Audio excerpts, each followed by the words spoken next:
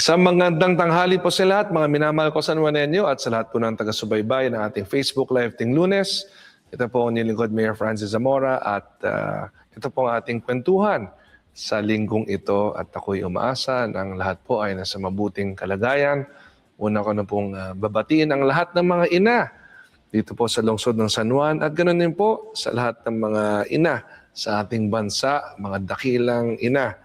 Ako'y mabati po ng Happy Mother's Day po sa inyo. Alam ko kahapon po ang selebrasyon, ngunit sa pagkakataon ito, sa pamamagitan natin Facebook Live, ay binabati ko po kayong lahat.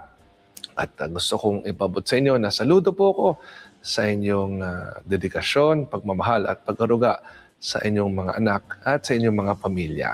Ako po ay bumabati siyempre sa aking nag-iisang may bahay na si Kerry Zamora. Happy Mother's Day to you. Alam niyo, si Kerry kasi ay nasa isang pilgrimage po ngayon. No? So she is out of the country. Kung kaya't for the first time sa aming pagiging mag-asawa ay hindi ho kami magkasama sa Mother's Day. Ganun pa man, kami po ay nakapag-usap naman. At ang aming pamilya po kagabi ay magkasama. Of course, without Amanda also dahil siya nga po ay nasa Amerika kung saan siya po ay nakatira na ngayon.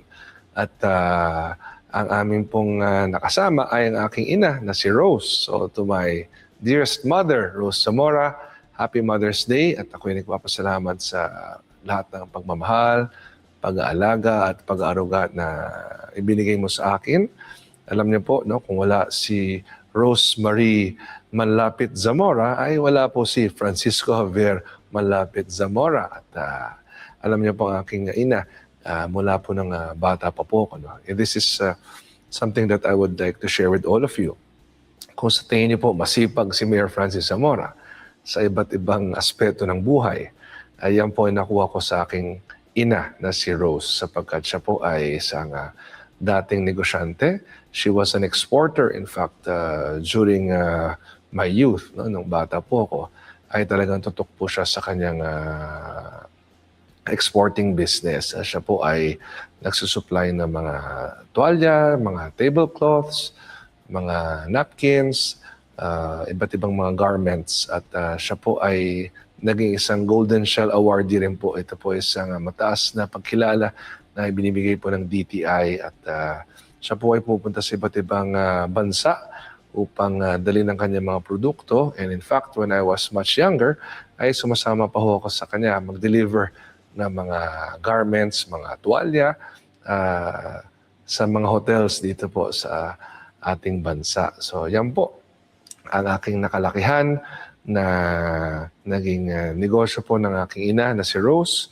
At from the start, no, talagang masipag po siya at very OC. Yan, kung OC si Mayor Francis Zamora, yan naman ako yan sa aking ina na si Rose Zamora. But again, being OC for me is positive dahil kapag ikaw ay talagang detalyado at tutok sa iyong mga tungkulin at mga dapat gawin, ay magagampanan mo ang mga ito ng mga ayos. Sapagkat kung hindi ho tayo nagbibigay ng atensyon sa detalye, ay maaring meron tayong mga bagay na makaligtaan at hindi natin ito mapatupad ng maayos.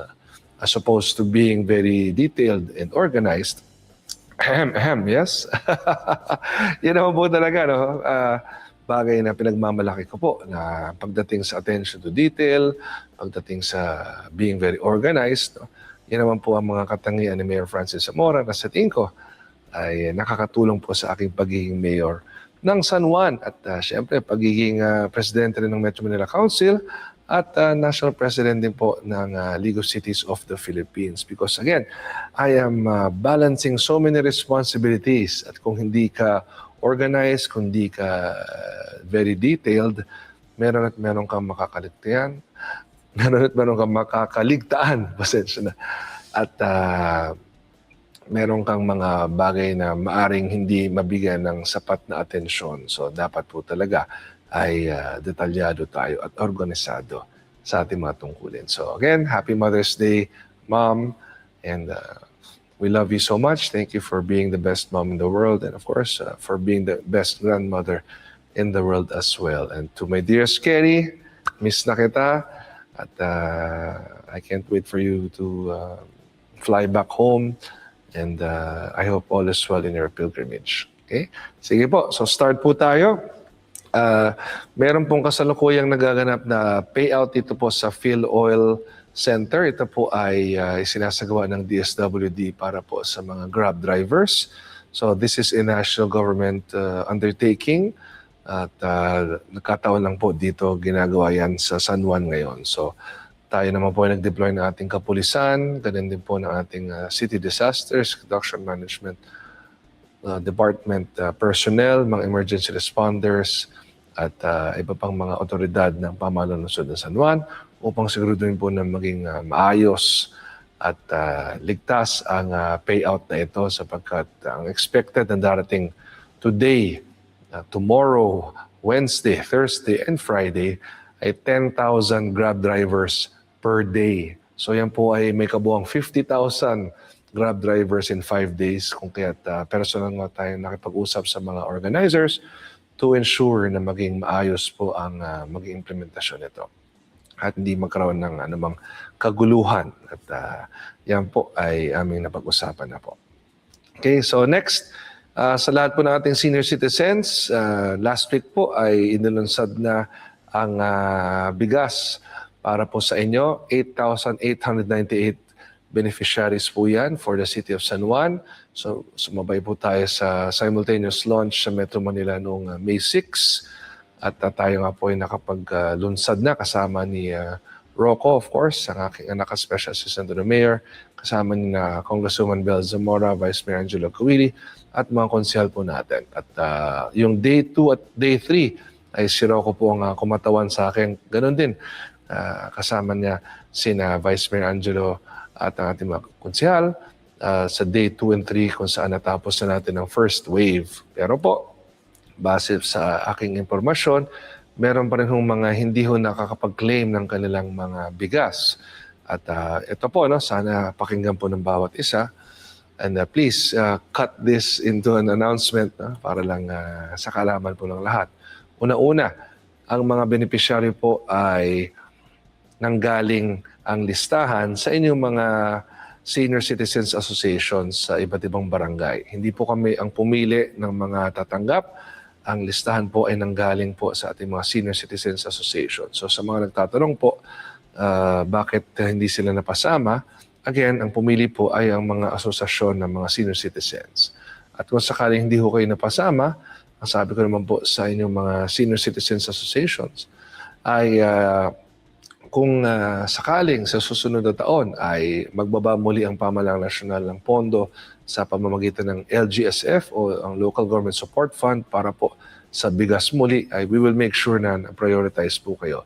Sapagkat ang kabuang halaga na ibinaba po sa atin, katumbas ng 4 na beses na pagbibigay, kung saan 10 kilo kada bigay po ang matatanggap ninyo, ay 8,898 senior citizens. No? So I know, hindi ho yan talaga magkakasya para sa lahat. Kung kaya't ang ginawa nga natin, ay imbis na 6 na beses na tig 10 kilo, ay ginawa nating 4 na beses na tig 10 kilo para mas dumami yung makakatanggap. Originally po kasi, nung 6 times po siya at 10 kilos per distribution, ay nasa mga 5,800 ang buong tatanggap. Ngayon po, dahil inangat na natin siya sa mas mataas sa bilang, dahil binawasan nga po natin ang beses ng pagbibigay, ay tumaas na ito to 8,898. So, mas maraming makakatanggap. So, again, kung sakaling hindi ho kayo kasama sa initial 8,898, please coordinate with your associations ng senior citizens. At for next year, kapag magkaroon na po muli ng ganitong programa, ay we will prioritize you. Okay? So sa lahat po ng mga may tickets na, ibig sabihin yung mga nakatanggap na ng ticket ngunit di pa ho nakaklaim, please take note, sasagawa po tayo ng distribution muli bukas, sa Miyerkules at sa Huwebes, 7 a.m. to 4 p.m. dito po sa San Juan City Hall. So another 3 days po upang makaklaim po kayo. At sana po, no, talagang i-claim nyo na ho to sapagkat di naman pwedeng manatili na lang dito sa City Hall ang bigas ninyo. No? If ever you will not claim it, we will backtrack po, no? Ang mga listings sa binigay ng mga senior citizens Kung hindi ho kayo magka-claim, ibig sabihin ay maaaring hindi kayo interesado sa bigas na ito at maaaring baguhin namin ngayon ang listahan upang ma-accommodate naman yung mga hindi ho napasama sa listahan natin ngayon. Okay? So, sana po maging malinaw po yan. Paki-flash lang yung naging message kanina, hindi ko nabasa. Mirna Tumbangan, wow, sana all mayor, galing ninyo para sa mga ka-senior ko na meron din dito sa aming lugar para makatikim din ng bigas na program ng ating Pangulo at buong nilang mga teammates. Taga saan po kayo, Ma'am Mirna? Let me know po, no? Anong lungsod o bayan ho kayo? Anong lalawigan po kayo? Upang malaman ko po, no? Sapagkat ang programang bigas na ito sa pamamagitan ng LGSF ay hindi lamang po yan sa San Juan, hindi lamang po sa Metro Manila. Ito po isasagawa rin sa iba't ibang bahagi ng ating bansa. At aware po ako dyan sapagat kasama po tayo sa core group na nakikipagpulong po sa ating mahal na Pangulong Marcos, ganoon din kay Executive Secretary Ralph Recto patungkol po sa programang ito. So let me know kung taga saan po kayo at ito po ay ating i-coordinate sa inyo pong LGU. From Bimal Mendoza, Bimay, sorry. I'm sorry, Bimay Mendoza. Tama ba? Bimay, Bimal. Yeah, it's Bimay.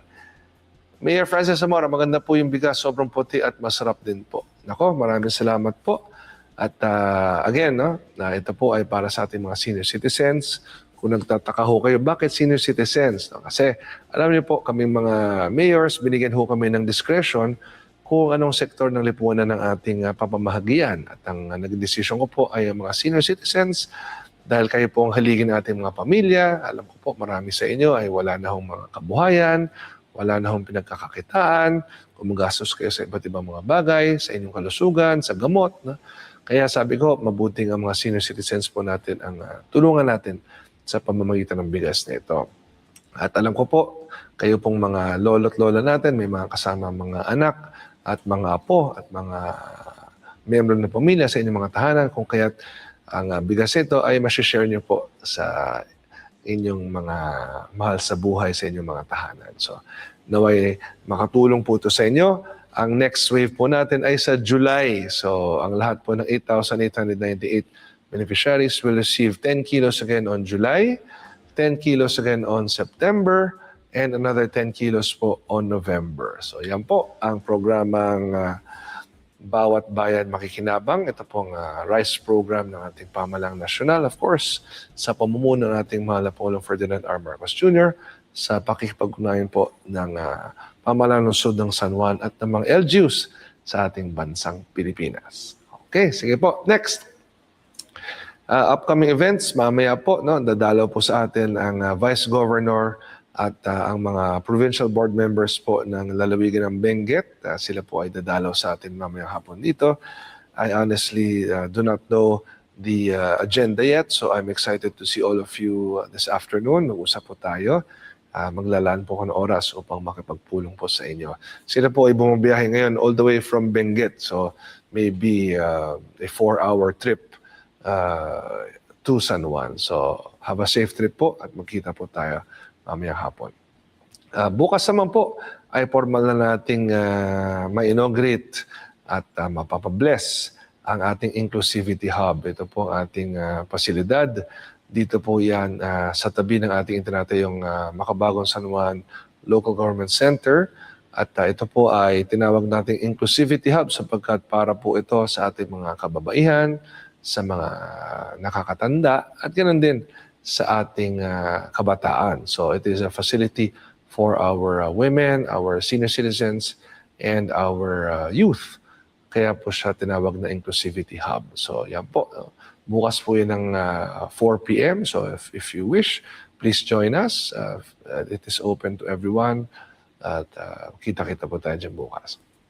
Next po, sa Wednesday, at ito naman po, no, magkasabay. No? Una, magkakaroon po tayo ng payout na para sa ating mga honor students.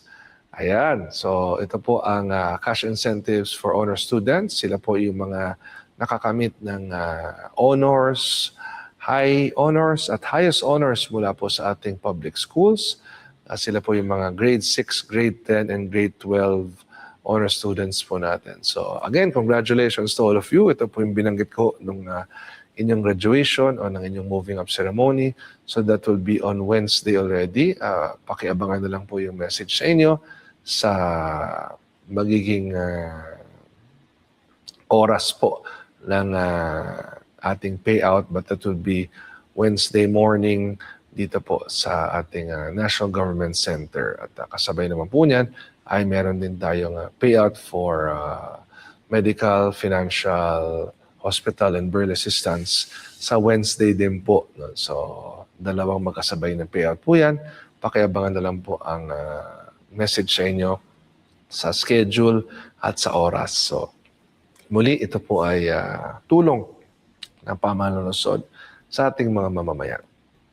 Next po, sa mga minamahal kong miyembro ng mga TODA natin sa San Juan, pinapabot po ng aking anak at Special Assistant to the Mayor na si Rocco Zamora na tuloy na po ang inyong basketball league. So mamaya po, no, pa-finalize na ni Rocco ang preparations. So sagot ni Rocco ang inyong mga uniforms, no? So ang jersey pati ang shorts sagot na ni Rocco at again, papagtulungan ho namin to ng aming pamilya at ganoon din ni Kerry at ng ating mga barangays sapagkat ang ating pong mga TODA ay mahalaga sa atin. Alam ko po na kayo po ay mula sa iba't ibang barangay ng ating lungsod at malaking bagay po talaga na meron kayong ganitong mga basketball leagues sapagkat yung araw-araw na pagtatrabaho nyo ay kinakailangan din talaga nakakapag-exercise kayo at nakakapagpatibay din ng samahan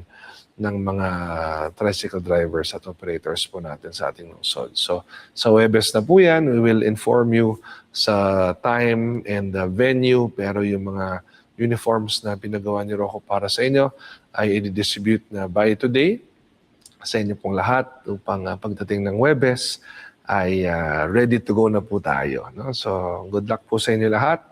Rocco will be with you during the opening ceremonies. At again, wala na kayong problemahin pagdating sa mga kailangan po para sa liga. So, yan po ay suporta namin lahat para po sa inyo. Okay. Next, I will be in Bulacan May 13 and 14 sapagkat tayo po inimbitahan ni Vice Governor Alex Castro sa mga championship games po ng Makata Cup. Ito po yung malaking basketball tournament ng lalawigan ng Bulacan kung saan meron po silang tatlong divisions, ang legends, seniors, and juniors at ang lahat po ng mga lungsod at bayan sa buong lalawigan ng Bulacan ay merong mga teams. So isa po itong napakalaking tournament kung saan tayo po inaimbitahan sa pagbubukas a few months ago at ngayon nga po ay championship games na. So, to Vice Governor Alex Castro, to all our dear Bulaqueños, of course, kay Ms. Sunshine Garcia, ang may bahay po ni Vice Governor Alex Castro. Kita-kita po tayo sa lalawigan ng Bulacan sa May 13 at 14 po.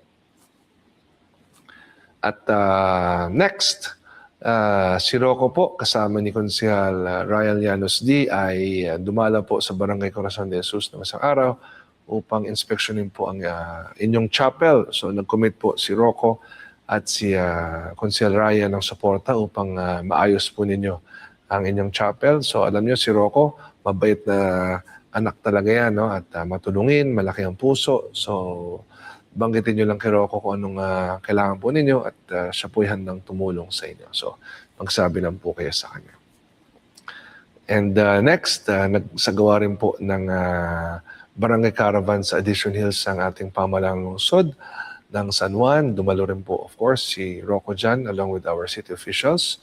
At hiwalay po dyan ay nagkaroon din ng COMELEC registration sa barangay Addition Hills. So, to all our San Juaneños from Barangay Addition Hills, naway nakatulong po ito sa inyo. Ayan po, no? Ang naging caravan po natin kung saan ang iba't ibang serbisyo ng pamahalaan ng lungsod ay ating dinala po sa Barangay Addition Hills. So, Rocco was present along with our barangay officials Ayan, ang aking special assistant. Ako, masipag, mabait, matulungin, at alam nyo, yung youthfulness no, malaking bagay sapagkat alam niyo yung mga bata no, mas malakas, mas maliksi, mas hindi napapagod.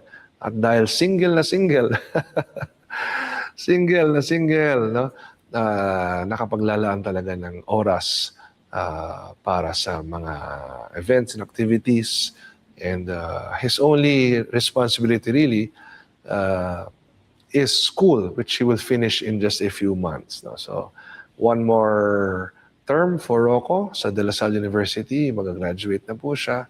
At pagkatapos yan ay mas makapagbibigay pa siya ng panahon ngayon. Kung ngayon nga, sobrang sipag na niya. 4 to 5 times a week, meron siya mga activities and events na pinupuntahan on my behalf at mga sarili niyang mga activities and events para sa ating mga mamamayan. Kasabay pa niya ng kanyang pagtatapos ng kolehiyo. No? What more kapag natapos na niya ang pag-aaral, no? Mas madadagdagan pang oras niya sa pagtulong sa San Juan. So, good job, Rocco. Alam mo naman na proud ako sa iyo at sa kabutihan na ginagawa mo sa lungsod ng San Juan. Okay, sige. So, speaking of Rocco, siya po ay nag-attend din on my behalf dito po sa Fiesta ng Barasuin at dumalaw po siya sa Flores de Mayo na isinagawa in celebration of their fiesta. Ganoon din po, siya ay nagbigay din ng cash prize sa Barangay Balong Bato para po sa kanilang basketball at darts tournament. So, personal na tulong po ni Rocco yan sa mga taga-Barangay Balong Bato. Yan po, no, ang kanyang pagdalaw.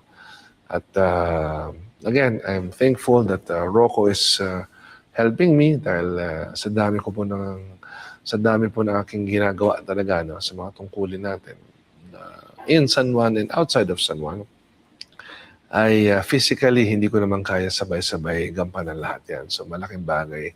Nandyan si Rocco, at least dalawa ho kami na sabay gumagalaw, sabay tumutulong, at sabay ninyong malalapitan. So again, just a reminder, pag nakita niyo po si Rocco, nakikita niyo po si Mayor Francis Zamora. So pag may gusto ko yung ipaabot sa kanya, anumang bagay, tulong, o mga gusto niyong ilapit, nalapitan niyo lang po siya. Napakabait po ng aking anak at siguradong tutulong at tutugon po siya sa inyong mga pangangailangan.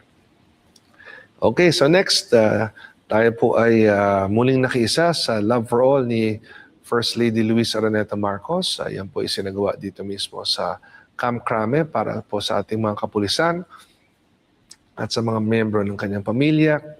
And it's an honor po no, sapagkat tayo po ay parating inimbitahan ni FL Lam, si First Lady Luis Araneta Marcos. Alam niyo po, tuwing merong Love for All, libo-libong mga beneficiary po ang nakikinabang sa iba't ibang serbisyo ng pamahalang nasyonal. So para siyang barangay caravan natin. Pero ibang level po ito kasi national government agencies siya. At talagang malakihan po ito. At again, all our essential national government departments are present, national government agencies. At talagang napakarami yung natutulungan ng ating Love for All na pinamunuan po ng ating minamahal na First Lady Luis Araneta Marcos. So thank you, FLM, for inviting me, and see you in your next Love for Alls. Okay, so tayo po ay nagsagawa rin ng isang MMDRRMC. Ito po yung Metro Manila Disaster Risk Reduction Management Council meeting kung saan ang ating topic ay ang naging sunog po sa Navotas Sanitary Landfill. Isa pong napakalaking sanitary landfill po sa lungsod ng Navotas na sa loob ng linggo rin nagkaroon ng sunog dahil po sa methane gas na naipon sa ilalim na na-trigger po ng init ng panahon. So ilang linggo rin ho ito lumiliyab at nagdulot nga po ng usok na umabot po sa iba't ibang bahagi ng northern portion of Metro Manila hanggang sa Bulacan. So ito po ay naresolba na at presenta nga po ni Mayor John Ray Tiangco, Mayor ng Navotas City, at ganoon din ng iba't ibang national government agencies through the meeting called by MMDA Chairman Don Ortiz. Ang mga issues and concerns po ay na-resolve na at patuloy na tinututukan din upang hindi na maulit-ulit ang ganitong mga pangyayari. At binanggit ko nga nun, during the meeting that this should serve as a lesson to all of us na yung mga natutunan natin sa pagpuksa ng apoy na ito. Kakaiba kasi ang apoy na ito na hindi siya gaya ng normal na sunog na bombero lang pag bombay mo ng tubig, mamamatay siya. Dahil kung naalala niyo yung Smoky Mountain dati sa Manila, very similar siya. Pero ito napakalaking landfill. At dahil nga po yung methane gas na naipon sa ilalim, yan ang patuloy na nagiging dahilan ng pag-apoy niya. So it's basically a reaction ng methane gas sa init din, kaya tuloy-tuloy ang pagliliyab niya sa loob. So it's quite complicated, pero sa tulong po ng ating national government agencies, sa tulong po ng Japan at ng United States of America, ay naresolve rin ang problema ito. Okay? Sige po. So again, I would like to greet our De La Salle University Lady Spikers. Congratulations. Nako, swinip nyo ang buong UAP season pagdating sa women's volleyball. So from start to finish, walang talo. 14-0 sa first at second round at 2-0 naman sa championship series. 16-0 all in all. Wow, Animo Lasal, congratulations po sa inyo. Pasensya na di ako nakapanood ng winning game nung Sabado because I was out of town. Pero ganun pa man, pinapabot ko ang aking pagbati sa inyo lahat. At excited ako na next year, sana kumpleto pa rin tayo para muli nating makuha ang kampiyonato pagdating po sa UAP women's volleyball. I'm sorry. So excited po tayo na next year, sana maging back-to-back champions tayo sa UAP women's volleyball. And again, we are very, very proud of you. Congratulations po sa inyo lahat. Sa ating Lasallian community, grabe. Nag-champion na tayo sa men's basketball, champion pa sa women's volleyball. So isang patunay na malakas po ang sports program ng De La Salle University kung saan tayo po ay naging bahagi niyan for 5 years. 1995 po akong pumasok ng DLSU at 1996 to 1999 naman tayo nakapag-UAP. But before that, I was already part of the team, but I made it in the UAP roster 1996. And in 1998 and 1999, we won 2 UAP championships at tayo po naging team captain ng back-to-back championship teams ng De La Salle University Green Archers. So, yan, minsan din po tayo naging katulad nila nung mas bata pa po tayo. Animo Lasal. Okay, sige po. Next, shoutouts. Meron ba tayong shoutouts?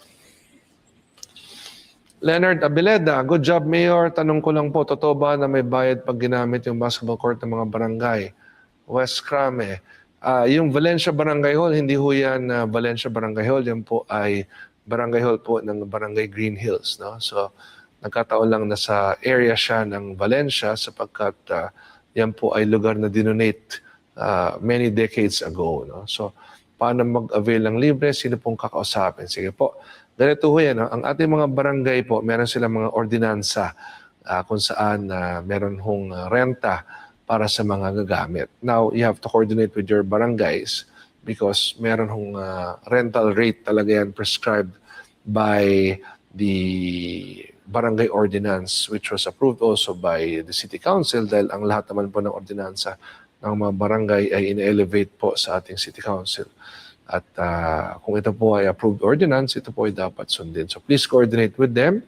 Paano maging libre? Makipag-usap po kayo sa kanila sapagkat merong mga certain programs ang barangay na as long as pasok siya sa mga sports development programs ng inyong barangay po, ay hindi ho sila naniningil. Pero pagdating sa mga official rentals, halimbawa, kunwari merong paliga o merong specific events po doon, yan po ay under the ordinance ay merong bayad. So again, please coordinate with your barangays, lalong-lalo na West Crame, nabanggit ninyo, at saka ang Green Hills, upang makita niyo po ang nilalaman ng kanilang ordinansa.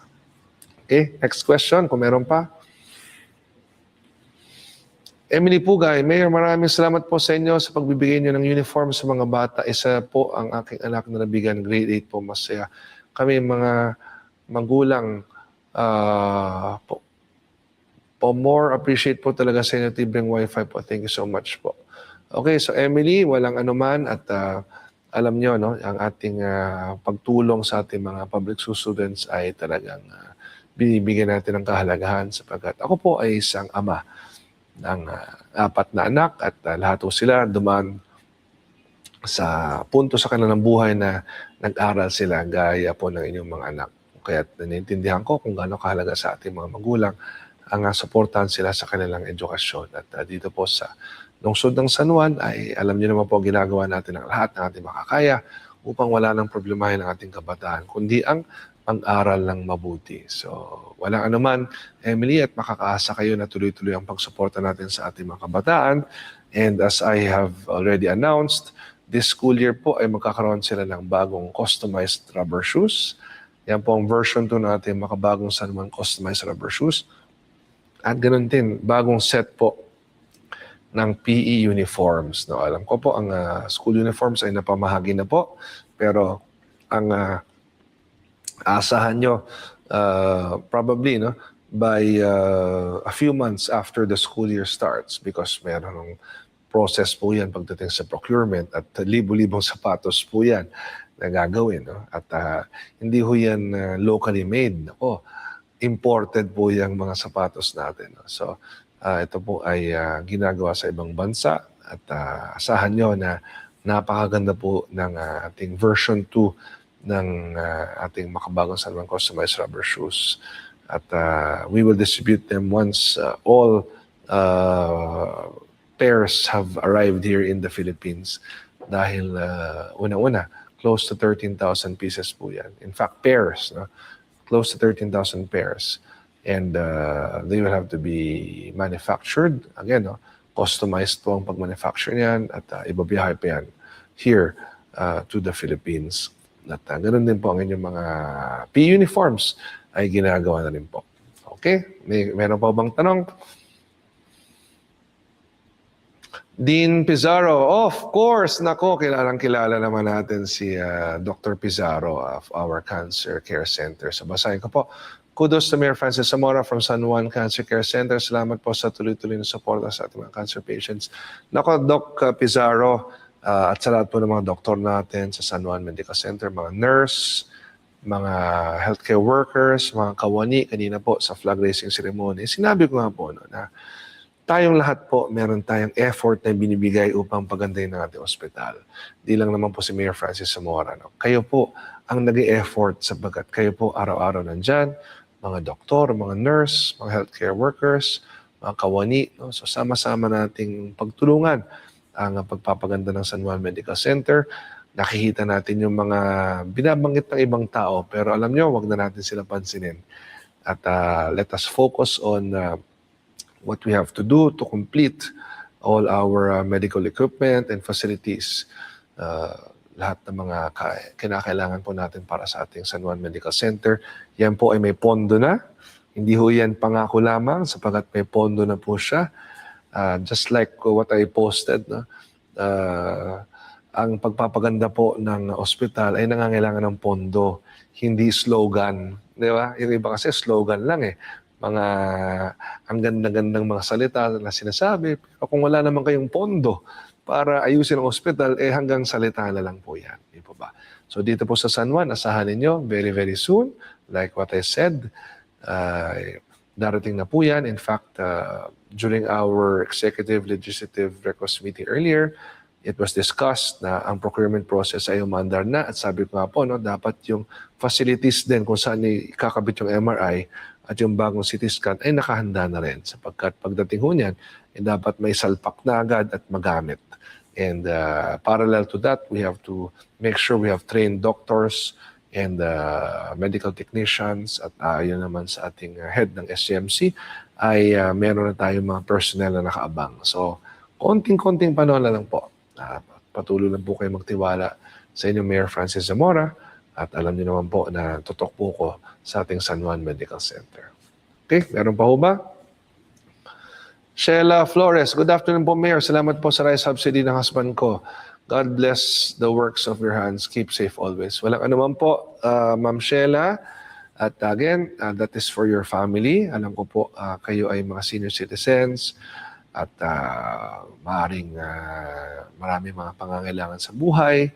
At sabi nga, no, kung meron tayong mga tutulungan sa ating lungsod, ayan po ang ating mga lolo at lola. So again, 8,898 senior citizens will receive 10 kilos of rice 4 times this year. So yan po ang wave number 1 na inyong natanggap. May wave number 2, 3, at 4 pa po yan. Sige po, meron pa ho ba? Wala na? Okay, sige. So sa lahat po ng nanonood at nakinig na ating Facebook Live ngayon, maraming salamat.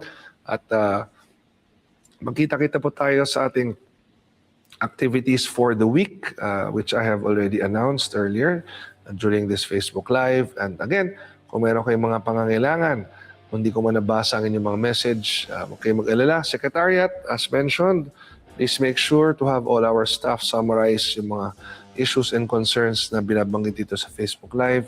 Please let us know how we can contact you dahil kailangan namin kayong matawagan o makausap upang matugunan po ang inyong mga problema at hinaing at mga bagay na gustong ibabot po sa akin. Kaya muli, maraming salamat po. Ito ang nilingkod, Mayor Francis Zamora. At ito po, sorry, yan na naman. At ito po ang inyong makabagong San Juan. Maraming salamat.